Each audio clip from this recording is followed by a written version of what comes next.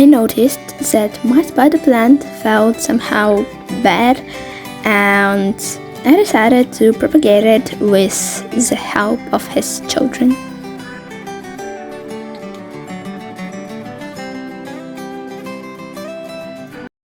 So, I'm going to English classes and offer to pick up my backpack with you. I already put the card in my backpack, my keys, and we can assume that the phone too.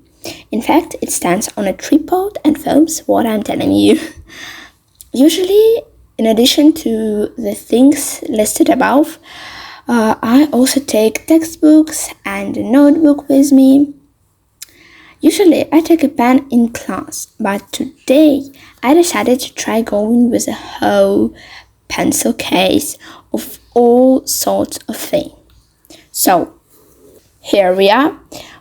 My backpack are full of interesting stuff, and I'm ready to go.